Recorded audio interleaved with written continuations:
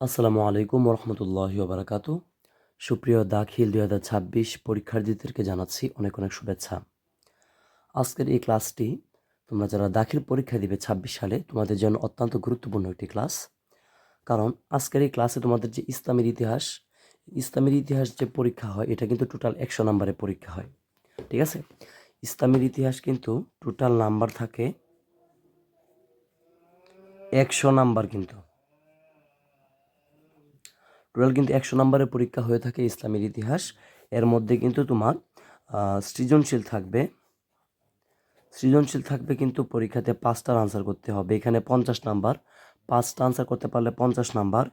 সংক্ষিপ্ত সংক্ষিপ্ত প্রশ্ন থাকবে কিন্তু তোমার 10টি দেওয়া থাকবে, এটার মধ্যে থাকবে 20 নাম্বার।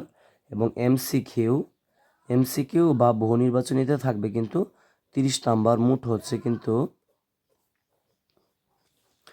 কিন্তু 100 নাম্বার। অর্থাৎ ইসলামের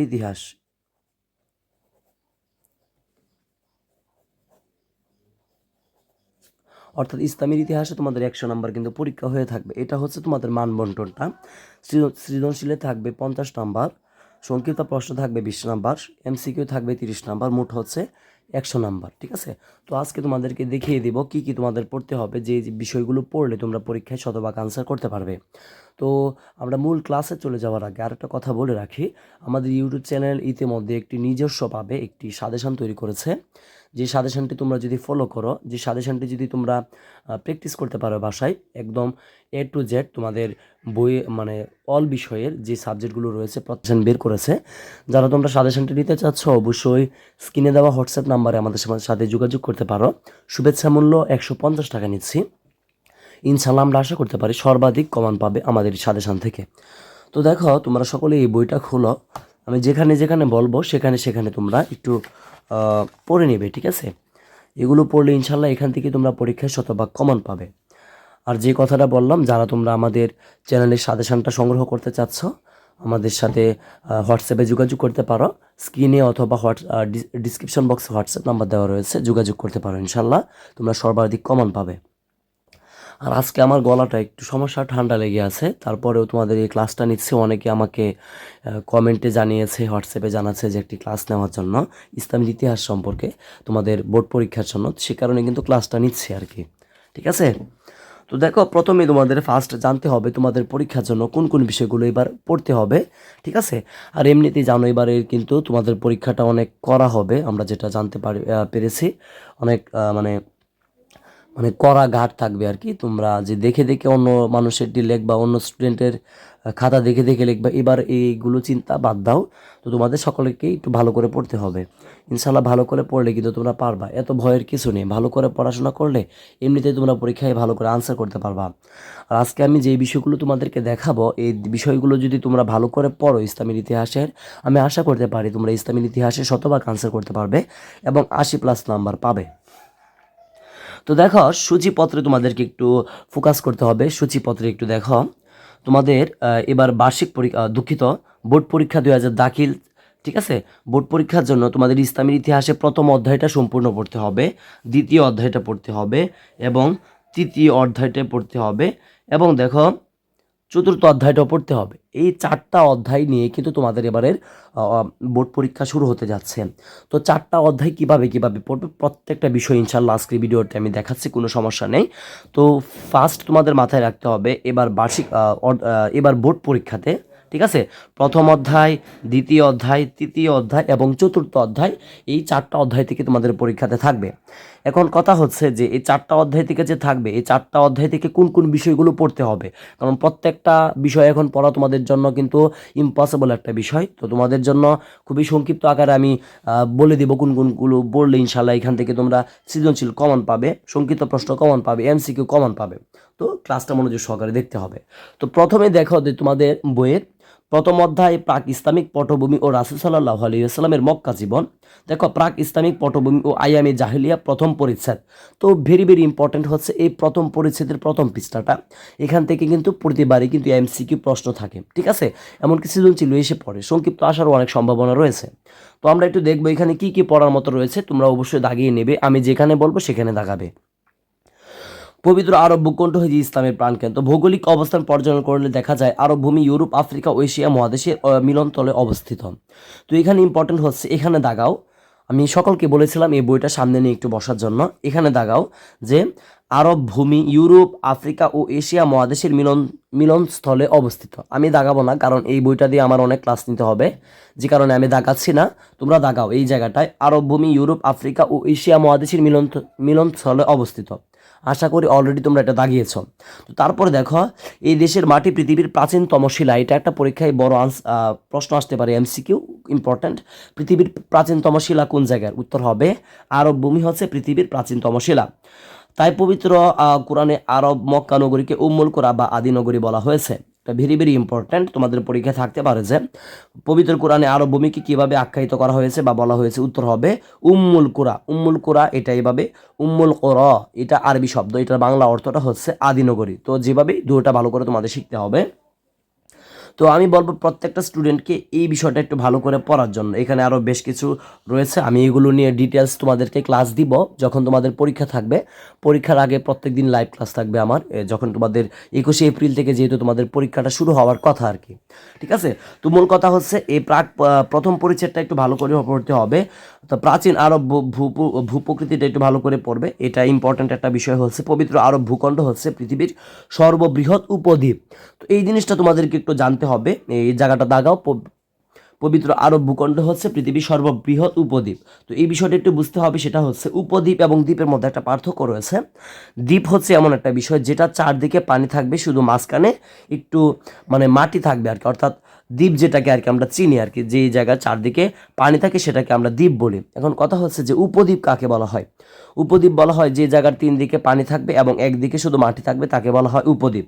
আশা করতে পারি দ্বীপ এবং উপদ্বীপের মধ্যে পার্থক্যটা বুঝতে পেরেছে। অর্থাৎ দ্বীপের চারকানিতে পানি থাকবে, চতুর্পাশে পানি থাকবে, সেটাকে দ্বীপ বলে। এবং উপদ্বীপ বলা হয় যেটার তিন দিকে পানি থাকবে, একদিকে মাটি থাকবে আর কি যাওয়ার জন্য, সেটাকে বলা হয় উপদ্বীপ। আশা করি এটা ক্লিয়ার হয়েছে তোমাদের, এই বিষয়টা একটু দেখবা। এবং এখানে আরও একটু ইম্পর্ট্যান্ট বিষয় হচ্ছে, তাই জাজিরাতুল আরব বা আরব উপদ্বীপ বলা হয়। তো দেখো, জাজিরাতুল আরবের বাংলা অর্থ হচ্ছে আরব উপদ্বীপ।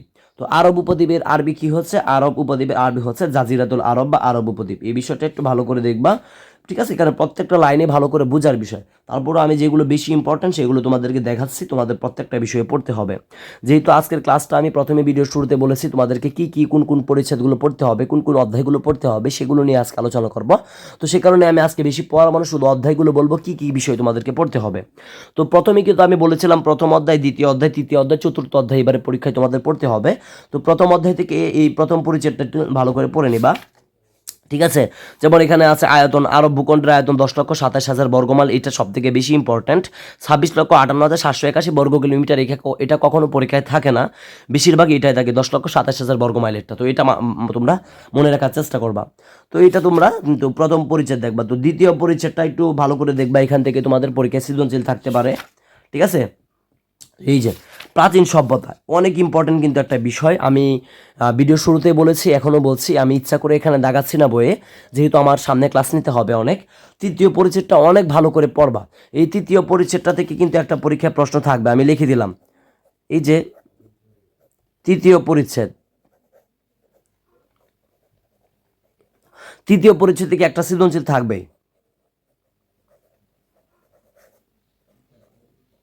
100%। এই তৃতীয় পরিচ্ছেদ থেকে তোমাদের পরীক্ষাতে কিন্তু একটা সৃজনশীল থাকবেই। দুঃখিত, তৃতীয় পরিচ্ছেদ অর্থাৎ প্রথম অধ্যায় এই তৃতীয় পরিচ্ছেদটা থেকে একটা পরীক্ষায় সৃজনশীল থাকবে, যে কারণে আমি বলবো তোমাদেরকে এটা ভালো করে পড়তে হবে। দেখো এখানে কেন ইম্পর্ট্যান্ট, এখানে যে পৃথিবীতে যতগুলো সভ্যতা ছিল, ঠিক আছে, ইম্পর্ট্যান্ট যতগুলো সভ্যতা ছিল, প্রত্যেকটা সভ্যতা এখানে রয়েছে। বিশেষ করে মিশরীয় সভ্যতা, মেসোপটেমীয় সভ্যতা, হিব্রু সভ্যতা, পারসিক সভ্যতা, গ্রিক সভ্যতা, ঠিক আছে? তো দেখো রোমান সভ্যতা। তো এই সভ্যতাগুলো আমাদেরকে একটু ভালো করে পড়তে হবে। বিশেষ করে মিশরীয় সভ্যতা, মেসোপটেমীয় সভ্যতা, এই দুইটা একটু ভালো করে পড়বা। সভ্যতাগুলো প্রত্যেকটা সভ্যতায় ভালো করে পড়তে হবে। এর মধ্যে মিশরীয় সভ্যতা এবং মেসোপটেমীয় সভ্যতাটা একটু ভালো করে পড়বা। এবং কিন্তু তোমাদেরকে অবশ্যই গ্রিক সভ্যতাটা একটু ভালো করে পড়তে হবে। তো গ্রিক সভ্যতাটা কেন ভালো করে পড়তে হবে, আমি তোমাদেরকে একটা উদাহরণ দেখাচ্ছি। দেখো, Alexander, Socrates, Aristotle, Plato, Herodotus, Pythagoras, Archimedes, Euclid প্রমুখ বিশ্ববিখ্যাত, ঠিক আছে, বিশ্ববিখ্যাত ব্যক্তি গ্রিসে জন্মগ্রহণ করেছে। অর্থাৎ আমরা জানি এরিস্টটল, প্লেটো, ঠিক আছে, আলেকজান্ডার, ঠিক আছে, এই এই নামি দামি বিজ্ঞানীগুলো কিন্তু গ্রিসে জন্মগ্রহণ করেছে। অর্থাৎ এই গ্রিসের যে তোমাদের সভ্যতাটা রয়েছে, গ্রিস সভ্যতা একটু ভালো করে পড়বা। অর্থাৎ তোমাদের তৃতীয় পরিচ্ছেদ থেকে ভালো করে পড়তে হবে পরীক্ষার জন্য। মিশরীয় সভ্যতা, মেসোপটেমীয় সভ্যতা, গ্রিক সভ্যতা এবং কিন্তু রোমান সভ্যতা, এইগুলো পড়বা। এবং তারপর আমি সরাসরি চলে যাব চতুর্থ পরিচ্ছেদটা একটু দেখে নেবা। এটা আমি বেশি তোমাদেরকে বলছি না, চতুর্থ পরিচ্ছেদটা একটু ভালো করে দেখবা। এই যে তারপরে তোমাদের পঞ্চম পরিচ্ছেদটা একটু ভালো করে দেখতে হবে, পঞ্চম পরিচ্ছেদটা, ঠিক আছে। পঞ্চম পরিচ্ছেদের মধ্যে মূলত হচ্ছে নবী করিম সাল্লাল্লাহু আলাইহি ওয়াসাল্লামের মক্কা জীবন 570 থেকে, ঠিক আছে, 622 পর্যন্ত আমরা জানি নবী করিম সাল্লাল্লাহু আলাইহি ওয়াসাল্লাম মক্কায় বসবাস করেছিলেন। তো এটা একটু, এই পরিচিতগুলো একটু ভালো করে পড়বা। আবির্ভাব ও পরিচয়, এখান থেকে তোমাদের পরীক্ষাতে কিন্তু সংক্ষিপ্ত প্রশ্ন এবং এমসিকিউ থাকতে পারে, যে কারণে আমি বলবো এই জায়গাটা একটু ভালো করে পড়বা। যেমন নবী করিম সাল্লাল্লাহু আলাইহি ওয়াসাল্লাম 570 খ্রিস্টাব্দে 12 রবিউল আউয়াল তারিখে মক্কা নগরীতে জন্মগ্রহণ করেন। এই জিনিসটা একটু ভালো ভালো করে বুঝবা। এখানে বেশ কিছু ইম্পর্টেন্ট বিষয় রয়েছে। তিনি কত সালে, মানে কত বছর বয়সে নবুয়ত লাভ করেছে? 40 বছর বয়সে, ঠিক আছে। 13 বছরের মোট 53 বার তিনি পবিত্র মক্কায় কাটান, ঠিক আছে। 13 বছর মোট 53 বছর, অর্থাৎ নবুয়ত পাওয়ার পর নবী করিম সাল্লাল্লাহু আলাইহি ওয়াসাল্লাম 570 খ্রিস্টাব্দে তিনি নবুয়ত পেয়েছে, দুঃখিত, জন্মগ্রহণ করেছিলেন এবং 610 খ্রিস্টাব্দে তিনি নবুয়ত লাভ করেন। এবং 610 খ্রিস্টাব্দ থেকে 622 খ্রিস্টাব্দ পর্যন্ত টোটাল 13 বছর পর্যন্ত কিন্তু তিনি মক্কায় ছিলেন।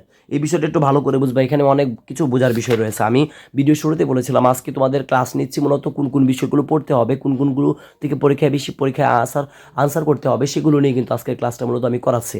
আর আমার একটা কথা তোমাদের অনুরোধ, আজকে আমার ক্লাসটা নিতে হচ্ছে, আমার গলায় অলরেডি ঠান্ডা লেগে আছে, যে কারণে আজকে গলা দিয়ে ভালো করে কথা বলতে পারছি না, ঠিক আছে। ইনশাল্লাহ পরীক্ষার আগে আগে তোমরা একটা ক্লাস পাবে 3-4 ঘন্টার, যে 3-4 ঘন্টার ক্লাসটার মধ্যে সম্পূর্ণ বইটা শেষ করে দেবো ইনশাল্লাহ, পরীক্ষার আগে আগে পাবে। কিন্তু আমি এখন যেগুলো বলছি সেগুলো তোমরা ভালো করে প্র্যাকটিস করবে ভালো করে। মহানবী সাল্লাল্লাহু আলাইহি ওয়াসাল্লাম বংশ পরিচিতিটা একটু দেখবে, এটা এমসিকিউর জন্য অনেক ইম্পর্টেন্ট, সৃজনশীলের জন্য ইম্পর্টেন্ট রয়েছে। মোহাম্মদ সাল্লাল্লাহু আলাইহি ওয়াসাল্লামের জন্ম ও প্রাথমিক জীবনগুলো একটু ভালো করে পড়ে নেবা, ঠিক আছে।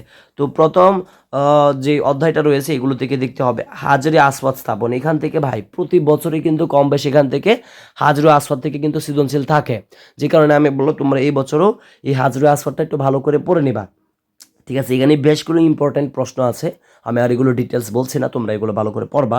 ষষ্ঠ পরিতে ওহী নাজিল, তো এখান থেকেও ভালো করে পড়তে হবে। ওহী নাজিল থেকে কীভাবে আসবে, যে তিনি সর্বপ্রথম 610 খ্রিস্টাব্দে কিন্তু 40 বছর বয়সে কিন্তু তিনি ওহী নাজিল প্রাপ্ত হয়েছিলেন, আমরা জানি হেরা গুহায় ধ্যানমগ্ন অবস্থায়। এবং সেখানে সূরা আলাকের যে প্রথম 5টি আয়াত রয়েছে, যেমন ইকরা বিসমি রাব্বিকাল্লাযী খালাক খালাকাল ইনসানা মিন আলাক ইকরা ওয়া রাব্বুকাল আকরামুল্লাযী আল্লামা বিল কলম আল্লামাল ইনসানা মা লাম ইয়ালাম। এই 5টি আয়াত কিন্তু হেরা গুহায় নাজিল হয়েছিল। এইগুলো একটু ভালো করে মনে রাখবা। পবিত্র কোরআন অবতরণ, ঠিক আছে, মুহাম্মদ সাল্লাল্লাহু আলাইহি ওয়াসাল্লামের কোরআন নাজিলের পদ্ধতি, তিনি কিভাবে নবী করিম সাল্লাল্লাহু আলাইহি ওয়াসাল্লামের কাছে কিভাবে কোরআন নাজিল হতো, জিবরাইল আলাইহিস সালামের মাধ্যমে কিভাবে, ঠিক আছে। কখনো কখনো ঘন্টার ন্যায় ধ্বনি হতো, কখনো কখনো মানুষের রূপ ধরে আসতো জিবরাইল আলাইহিস সালাম। তো এগুলো কিন্তু এখানে লেখা আছে, ডিটেলস পাবে, তোমরা এগুলো পড়লে কিন্তু পারবে। আমি আর এগুলো নিয়ে কথা বলছি না। তো তারপরে আমরা চলে যাচ্ছি, এগুলো একটু ভালো করে পড়বা। এখানে কিছু চিত্র দেওয়া আছে। মক্কায় অবস্থিত পবিত্র কাবা শরীফ, মক্কায় অবস্থিত পবিত্র হেরেম শরীফ, হেরা পর্বত, ঠিক আছে। গলায় প্রচণ্ড ঠান্ডা লেগে আছে, যে কারণে মানে গলা দিয়ে ভালো করে কথা বলতে পারছি না। তো কুরাইশদের বয়কট, এটা একটু ভালো করে দেখবা। দেখো কুরাইশদের বয়কট, এটা ভালো করে পড়বা। আমুল হুজুন এবং দুঃখের বছরটা একটু ভালো করে পড়তে হবে। হযরত তাইফ গমনটাও একটু দেখবা, ঠিক আছে। আর একটা বিশেষ, এই যে মিরাজের শপথ, এই মিরাজ থেকে প্রতি বছরই কিন্তু কম বেশ প্রশ্ন থাকে, ঠিক আছে। এই মিরাজ থেকে একটু ভালো করে পড়তে হবে, ঠিক আছে। তিনি কেন মিরাজে গিয়েছিলেন আমরা জানি, এটা নিয়ে তোমরা একটু ভালো করে এটা পড়ে নেবা। তো মিরাজ গমনের কাহিনীটা আমি তোমাদেরকে একটু বলে রাখি। নবী করিম সাল্লাল্লাহু আলাইহি ওয়াসাল্লামের প্রিয় চাচা আব্দুল মুতালিব এবং তার সহধর্মিণী খাদিজাতুল কুবরা যখন মৃত্যুবরণ করেন, তখন কিন্তু নবী করিম সাল্লাল্লাহু আলাইহি ওয়াসাল্লাম অত্যন্ত ব্যথিত হয়েছিলেন, যে কারণে আল্লাহ পাক রব্বুল আলামিনের আদেশে কিন্তু জিবরাইল আলাইহিস সালামের মাধ্যমে কিন্তু বুরাকের মাধ্যমে তিনি কিন্তু আল্লাহ পাক রব্বুল আলামিনের কাছে নিয়ে গিয়েছিলেন। এবং সেখানে কিন্তু মিরাজ শরীফের মাধ্যমে কিন্তু তিনি জান্নাত জাহান্নাম সব কিছু দেখে এসেছেন, এবং এই মিরাজের মাধ্যমে কিন্তু নামাজ নিয়ে এসেছিলেন আমাদের কাছে, ঠিক আছে। মিরাজের মাধ্যমে 50 ওয়াক্ত নামাজ নিয়ে এসেছিলেন, এবং 50 ওয়াক্ত নামাজ থেকে কিন্তু পর্যায়ক্রমিক কমিয়ে আনতে আনতে 5 ওয়াক্ত নামাজ করা হয়েছে, যে কারণে আমাদেরকে কিন্তু অবশ্যই নামাজের প্রতি গুরুত্ব রাখতে হবে। এটা কিন্তু নবী করিম সাল্লাল্লাহু আলাইহি ওয়াসাল্লাম মিরাজে গিয়ে এনেছিলেন 620 খ্রিস্টাব্দে, মনে রাখবে। ঠিক আছে, নবুয়তের 10ম হিজরিতে। আচ্ছা, তারপরে দেখো মদিনা মসজিদের মধ্যে ইসলাম প্রচার, এই বিষয়গুলো দেখবা। এখানে ইম্পর্টেন্ট হচ্ছে দেখো আকাবার প্রথম শপথ দেখবা, আকাবার প্রথম শপথ, আকাবার দ্বিতীয় শপথ এবং আকাবার তৃতীয় শপথ। এই 3টা শপথ কিন্তু ইসলামের ইতিহাসে অনেক ইম্পর্টেন্ট একটা বিষয়। তো এখানে দেখো আকাবার প্রথম শপথে কতজন মানুষ শপথ করেছিলেন, আকাবার দ্বিতীয় শপথে কতজন মানুষ শপথ করেছিলেন, ঠিক আছে। তো আকাবার তৃতীয় শপথে কতজন মানুষ শপথ গ্রহণ করেছিলেন, এগুলো বিষয় কিন্তু তোমাদেরকে ডিটেলস এগুলো পড়তে হবে, ঠিক আছে। এগুলো যদি ভালো করে না পড়ো তোমরা কিন্তু পরীক্ষায় সৃজনশীল আনসার করতে পারবে না, সংক্ষিপ্ত প্রশ্ন পারবা না, এমসিকিউ পারবা না। তো সেই জন্য বলবো এখনো যেহেতু পরীক্ষার মোটামুটি সময় রয়েছে, তোমরা এগুলো ভালো করে পড়ো। এবং আমি একটু আগে বলেছি পরীক্ষার আগে কিন্তু তোমাদের আমার লাইভ ক্লাস থাকবে, সরাসরি লাইভ ক্লাস নেবো ইনশাল্লাহ পরীক্ষার আগে, 2 ঘন্টা 3 ঘন্টা যা সময় লাগুক না কেন, সমস্যা নেই। তো এইগুলো দেখবা, হযরত মুহাম্মদ সাল্লাল্লাহু আলাইহি সাল্লামকে যে হত্যা ষড়যন্ত্র করেছিল, ঠিক আছে, এগুলো দেখবা। তো হত্যা ষড়যন্ত্র করার কারণেই কিন্তু নবী করিম সাল্লাল্লাহু আলাইহি ওয়াসাল্লাম আমরা জানি মদিনায় হিজরত করেছিলেন। হিজরতের কারণগুলো কিন্তু এখানে ডিটেলস লেখা আছে, কোন কারণে তিনি হিজরত করেছিলেন। হিজরত শব্দের অর্থই হচ্ছে স্থানান্তর, অর্থাৎ মক্কা থেকে নবী করিম সাল্লাল্লাহু আলাইহি ওয়াসাল্লাম যখন মদিনায় হিজরত করেছিলেন তখনকে কিন্তু সেটাকে কিন্তু হিজরত বলা হয়, অর্থাৎ স্থানান্তর বলা হয় আর কি। তো এই আমরা কিন্তু মোটামুটি প্রথম যে অধ্যায়টা রয়েছে, প্রথম অধ্যায়টা থেকে আমি যে বিষয়গুলো বলেছি, দেখো প্রথম অধ্যায়ের যে বিষয়গুলো তোমাদেরকে এতক্ষণ পর্যন্ত বুঝিয়েছি, বলেছি পড়ার জন্য, এইগুলো একটু দাগিয়ে রাখো ইনশাল্লাহ। এখান থেকে প্রথম অধ্যায় থেকে যদি পরীক্ষা প্রশ্ন আসে ইনশাল্লাহ এই বিষয় থেকে পরীক্ষা প্রশ্ন থাকবে, তোমরা মিলিয়ে নিও। তো তারপর আমরা দ্বিতীয় অধ্যায়ে চলে যাচ্ছি, সরাসরি দ্বিতীয় অধ্যায় হযরত মুহাম্মদ সাল্লাল্লাহু আলাইহি সাল্লামের মদিনা জীবনে চলে যাচ্ছি। তো এখানে যে তোমাদের সৃজনশীলগুলো আছে তোমাদের প্রথম অধ্যায়ে দেখো, আমরা যে প্রথম অধ্যায়টা এতক্ষণ পর্যন্ত পড়লাম, এই প্রথম অধ্যায়ে যদি তোমরা এখানে টোটাল দেখো যে টোটাল সৃজনশীল রয়েছে 6টা সৃজনশীল রয়েছে। এই 6টা সৃজনশীল যে স্টুডেন্ট ভালো করে পড়তে পারবে ইনশাল্লাহ, এই 6টা সৃজনশীল যে স্টুডেন্ট ভালো করে এগুলো পড়ার পরে, আমি যেই বিষয়গুলো পড়িয়েছি এগুলো পড়ার পরে যে স্টুডেন্ট ভালো করে আনসার করতে পারবে, আমি চ্যালেঞ্জ দিয়ে দিলাম, সে পরীক্ষায় প্রথম অধ্যায় থেকে যেভাবে এই সৃজনশীল আসুক না কেন, সংক্ষিপ্ত প্রশ্ন আসুক না, সে কিন্তু পরীক্ষায় শতভাগ আনসার করতে পারবে। তোমরা এটা মিলিয়ে নিও, ঠিক আছে। যা আমি বলেছি প্রথম থেকে 10ম শ্রেণীর সকল পড়ালেখা এখানে উইথ আমার ইউটিউব চ্যানেল কিন্তু সবসময় এমন চ্যালেঞ্জ নিয়ে থাকে, এবারও নিচ্ছে ইনশাল্লাহ। আর আমি ভিডিও শুরুতে বলেছিলাম, এখনও বলেছি, আমরা যে সংক্ষিপ্ত সাজেশনটা তৈরি করেছি একদম 13টা সাবজেক্টের, অর্থাৎ তোমাদের বাংলা বলো, ইংরেজি বলো, বাংলা ফার্স্ট পেপার, ইংরেজি ফার্স্ট পেপার, ঠিক আছে, বাংলা দ্বিতীয়, ইংরেজি দ্বিতীয়, কুরআন মাজিদ, আকাইদ, ফিকহ, হাদিস শরীফ, ঠিক আছে, ইসলামের ইতিহাস, কৃষি শিক্ষা, তথ্য ও যোগাযোগ প্রযুক্তি, আরবি প্রথম পত্র, আরবি দ্বিতীয় পত্র, প্রত্যেকটি বিষয় যারা সায়েন্সে পড়ো তোমাদেরকেও কিন্তু সাজেশনটা আমার ইউটিউব চ্যানেলে তোমাদের জন্য আপলোড করা হবে। এবং প্রত্যেকটা সাজেশন পিডিএফ আকারে নেওয়ার জন্য অবশ্যই আমাদের সাথে হোয়াটসঅ্যাপে যোগাযোগ করতে পারো। ডিসক্রিপশন বক্সে হোয়াটসঅ্যাপ নাম্বার দেওয়া আছে। শুভেচ্ছা মূল্য আমি আগেও বলেছি, এখনও বলছি, মাত্র 150 টাকা নিচ্ছে, ঠিক আছে। তো তারপরে আমরা চলে যাচ্ছি, দেখো দ্বিতীয় অধ্যায়ে আমরা সরাসরি এখন চলে যাব। দ্বিতীয় অধ্যায়টা অনেক ইম্পর্ট্যান্ট, দ্বিতীয় অধ্যায়গুলো ভালো করে পড়বা। তো দ্বিতীয় অধ্যায় থেকে আমি একদম খুবই সংক্ষিপ্ত আকারে তোমাদেরকে বলে দিচ্ছি কি কি পড়তে হবে। দ্বিতীয় অধ্যায়ে অবশ্যই তোমরা যে এখানে দেখো মদিনা অধিবাসী ও সনদ, অর্থাৎ এখানে গুরুত্বপূর্ণ বিষয় হচ্ছে দ্বিতীয় অধ্যায়ের, এখানে দেখো ইসলামের মদিনা সনদ ও ইসলামী রাষ্ট্র গঠন, অর্থাৎ এখানে যে ইসলামী রাষ্ট্রটা কীভাবে গঠন করেছিল এবং মদিনা সনদটা কীভাবে গঠন হয়েছিল এইগুলো নিয়ে কিন্তু এখানে ডিটেলস আলোচনা করা হয়েছে। তো মদিনা সনদ আমরা জানি যে পৃথিবীর সর্বপ্রথম লিখিত সংবিধান হচ্ছে মদিনা সনদ, ঠিক আছে। তো এটা একটু ভালো করে পড়ে নেবা। তো তারপরে এগুলো তো দেখবাই। তারপরে দেখো এখানে ইম্পর্টেন্ট হচ্ছে দ্বিতীয় পরিচ্ছেদের যুদ্ধ ও শান্তি নীতি, অর্থাৎ এই দ্বিতীয় পরিচ্ছেদ থেকে, দ্বিতীয় অধ্যায়ের দ্বিতীয় পরিচ্ছেদ থেকে কিন্তু প্রতি বছরই ঘুরিয়ে ফিরে প্রশ্ন থাকেই থাকে।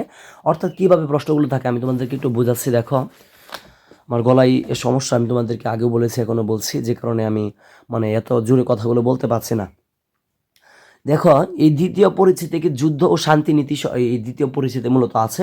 তো এখানে দেখো বদরের যুদ্ধটা ভালো করে পড়বা, বদরের যুদ্ধে, ঠিক আছে, বদরের যুদ্ধের কারণগুলো পড়বা। আমরা জানি বদরের যুদ্ধে টোটাল যে সৈন্য সংখ্যা ছিল, মুসলিম সৈন্য সংখ্যা ছিল 313 জন এবং অপরদিকে কুরাইশ সংখ্যা ছিল কিন্তু 1000 জন, ঠিক আছে। এগুলো একটু পড়বা। বদর যুদ্ধ কোথায় হয়েছিল, মদিনা থেকে বদরের দূরত্ব কত, মক্কা থেকে মদিনার দূরত্ব, বদরের দূরত্ব কত, এগুলো সবগুলো এখানে ডিটেলস লেখা আছে, ঠিক আছে। এগুলো কিন্তু ভালো করে তোমাদেরকে পড়তে হবে।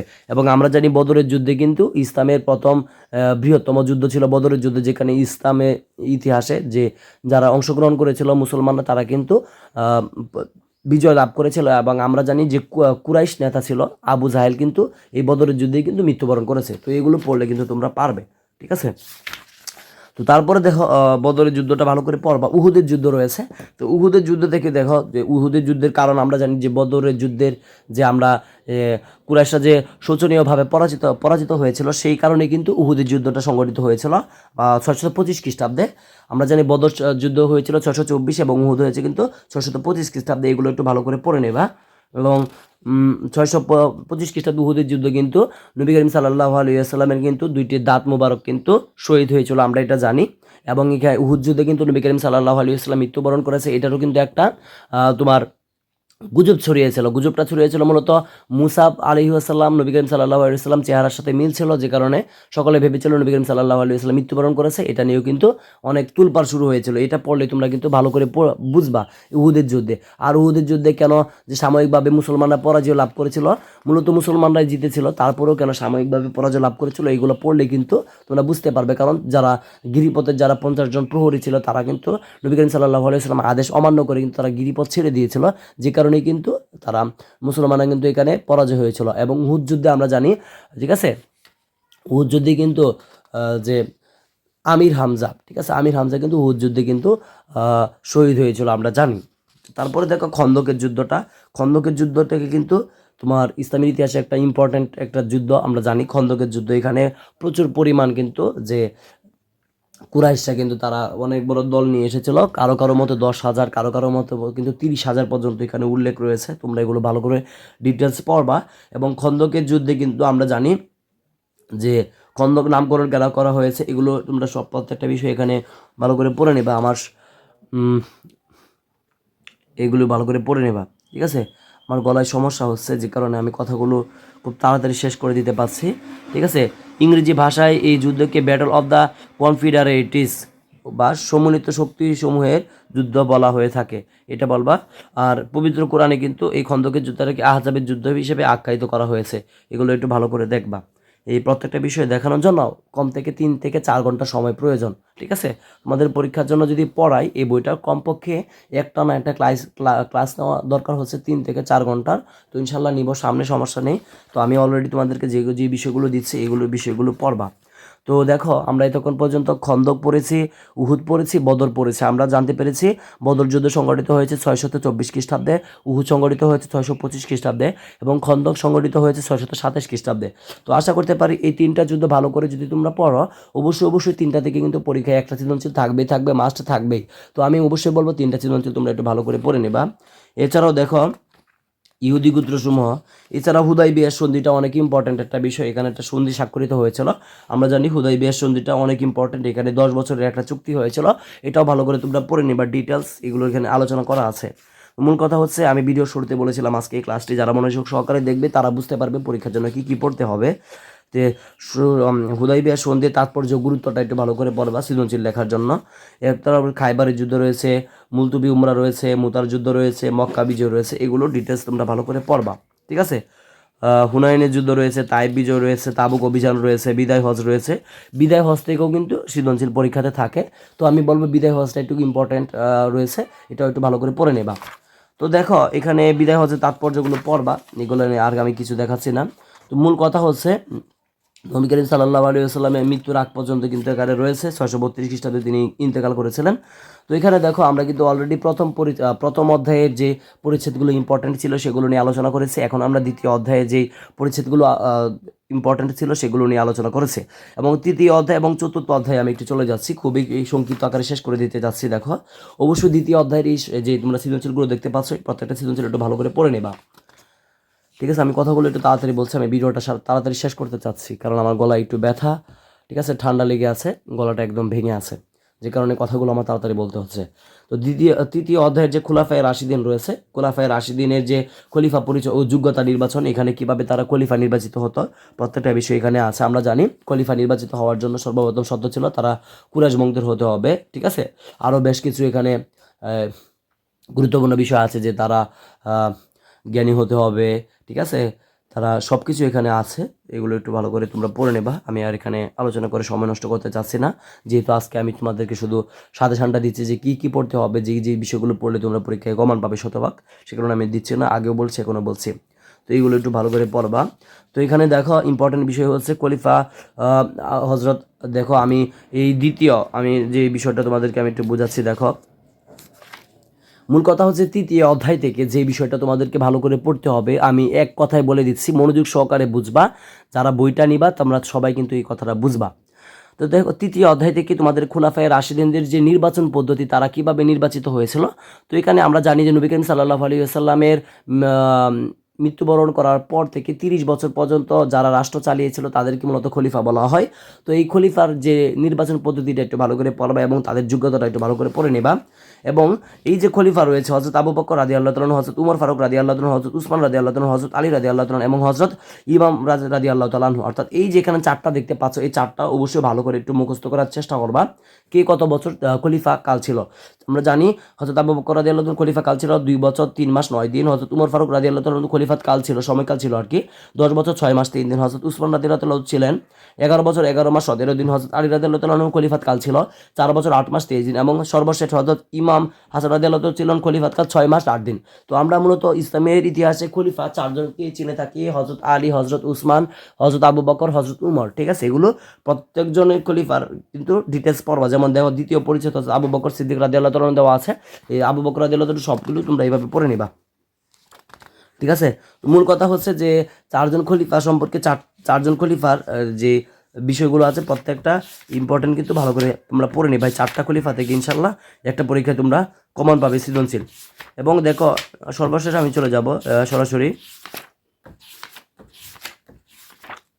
তোমাদের সাথে। সর্বশেষ আমি চলে যাচ্ছি। দেখো আমরা ইতিমধ্যে প্রথম অধ্যায়, দ্বিতীয় অধ্যায় এবং তৃতীয় অধ্যায় যে বিষয়গুলো পড়তে হবে সেগুলো নিয়ে আলোচনা করেছি। এবং সর্বশেষ চলে যাচ্ছি চতুর্থ অধ্যায়, চলে যাচ্ছি সরাসরি চতুর্থ অধ্যায় চলে যাব 161 পৃষ্ঠায়। 161 পৃষ্ঠায় এই যে চতুর্থ পরিচ্ছেদ, এই চতুর্থ পরিচ্ছেদটা কিন্তু একটা কঠিন একটা অধ্যায়। এই চতুর্থ পরিচ্ছেদটা একটা কঠিন অধ্যায়। তো আমি তোমাদেরকে বলবো এই চতুর্থ পরিচ্ছেদটা থেকে তোমাদেরকে কি কি বিষয় পড়তে হবে। এই তুলনামূলক কিন্তু অন্যান্য অধ্যায় থেকে শুরু করে কিন্তু চতুর্থ অধ্যায়টা কিন্তু একটু কঠিন রয়েছে। এবং তোমরা যখন আলিমে উঠবে, অর্থাৎ আলিম প্রথম বর্ষে দ্বিতীয় বর্ষে যখন তোমরা দাখিল পরীক্ষা দিয়ে যাবে, তোমরা বুঝতে পারবে যে অধ্যায়টা কতটুকু মানে কঠিন একটা অধ্যায়। এখানে প্রচুর পরিমাণ তোমাদের রাজা সাল মনে রাখতে হয়। ঠিক আছে, যেহেতু এটা ভারতীয় উপমহাদেশ এর কথা বলা হয়েছে। তো আমি বলবো দেখো তোমাদেরকে বলবো যে চতুর্থ অধ্যায়ের আমি আর এখানে দেখাচ্ছি না, তোমাদেরকে একদম সূচিপত্রে দেখিয়ে দিচ্ছি। তোমাদের এখানে প্রথম পরিচ্ছেদটা ভারতীয় উপমহাদেশ পরিচিতি ও সামগ্রিক অবস্থা, এটা দেখবা। দ্বিতীয় পরিচ্ছেদ মোট এটা দেখো টোটাল দেখো পঞ্চম পরিচ্ছেদ বদল রয়েছে। তো এখানে বেশি কিছু নেই। আমাদেরকে এখানে দেখো টোটাল 61 থেকে 74। তো দেখো প্রথম পরিচ্ছেদ, দ্বিতীয়, তৃতীয়, চতুর্থ, পঞ্চম। তো আমি তোমাদেরকে বলবো চতুর্থ পরিচ্ছেদটা তোমাদেরকে পঞ্চম পরিচ্ছেদ পর্যন্ত পড়তে হবে। মূল কথা হচ্ছে চতুর্থ পরিচ্ছেদ সবটাই পড়তে হবে। এবং প্রথম, দ্বিতীয়, তৃতীয় যে পরিচ্ছেদগুলো আমি তোমাদেরকে দেখিয়েছি, এখানে প্রত্যেকটা ডিটেলস আলোচনা করেছি যে কোন কোন বিষয়গুলো পড়তে হবে। সেগুলো প্রত্যেকটা পড়লে ইনশাল্লাহ তোমরা শতভাগ কমন পাবে। এবং চতুর্থ অধ্যায় থেকে আপাতত তোমরা পারলে এগুলো পড়ার পর সরাসরি 5টা পরিচ্ছেদে পড়ে পেলা। খুবই কম পৃষ্ঠা, এখানে 61 থেকে 74 পর্যন্ত টোটাল 15 পৃষ্ঠা রয়েছে। ধরো 14 থেকে 15 পৃষ্ঠা ভালো করে পড়ো ইনশাল্লাহ, তাহলে এখান থেকে তোমরা পরীক্ষায় কমন পাবে। এগুলো নিয়ে আর আমি কথা বাড়াতে চাচ্ছি না। তো মূল কথা হচ্ছে প্রথম, দ্বিতীয়, তৃতীয়, চতুর্থ এই বিষয়গুলো নিয়ে তোমাদের সাথে আমি যেইগুলো নিয়ে আলোচনা করেছি, এগুলো যদি তোমরা ভালো করে পড়ো, আমি আশা করতে পারি এগুলো থেকেই তোমরা পরীক্ষায় শতভাগ কমন পাবে ইসলামের ইতিহাসে। এবং আজকে যেহেতু আমি এটা কোনো ক্লাস নিচ্ছি না, আমি ভিডিও শুরুতে বলেছিলাম তোমাদেরকে একটা সাজেশান দিলাম এই ক্লাসটার মাধ্যমে। এ টু জেড যে লাইন টু লাইন ক্লাস করাবো এইভাবে কিন্তু ক্লাসটা আসলে আমি নেই। ঠিক আছে, ডিটেলস আলোচনা করেছি, তোমাদেরকে পরীক্ষায় কী কী পড়তে হবে একদম দেখিয়ে দিয়েছি ইনশাল্লাহ। আজকে যারা মনোযোগ সহকারে আমার এই ক্লাসটা দেখেছো, সাজেশান ক্লাসটা, আমি আশা করতে পারি তোমরা পরীক্ষায় শতভাগ আনসার করতে পারবে। এমসিকিউ বলো, সংক্ষিপ্ত প্রশ্ন বলো, সৃজনশীল বলো। এবং আমি ভিডিও শুরুতে বলেছিলাম আমার যে ইউটিউব চ্যানেলের যে নিজস্ব, আমরা ইউটিউব চ্যানেলের যে আমাদের অভিজ্ঞতার আলোকে একটা সাজেশন তৈরি করেছি। যারা তোমরা এই সাজেশনটি নিতে চাচ্ছ, অবশ্যই ডিসক্রিপশন বক্সে হোয়াটসঅ্যাপ নাম্বার দেওয়া আছে, আমাদের সাথে যোগাযোগ করতে পারো। শুভেচ্ছা মূল্য মাত্র 150 টাকা নিচ্ছে। তো আজকের মতো বিদায় নিচ্ছি। পরীক্ষার আগে আবারও দেখা হবে। তোমাদের প্রত্যেকটা বিষয়ের উপর আমাদের ক্লাস থাকবে, লাইভ ক্লাস থাকবে, প্রতিনিয়ত কিন্তু ভিডিও আপলোড করা হচ্ছে। তো প্রথম থেকে দশম শ্রেণীর সকল পড়ালেখা এখানে আমার ইউটিউব চ্যানেলের পাশে থাকো। আসসালামু আলাইকুম রহমতুল্লাহি ওয়া বারাকাতুহু।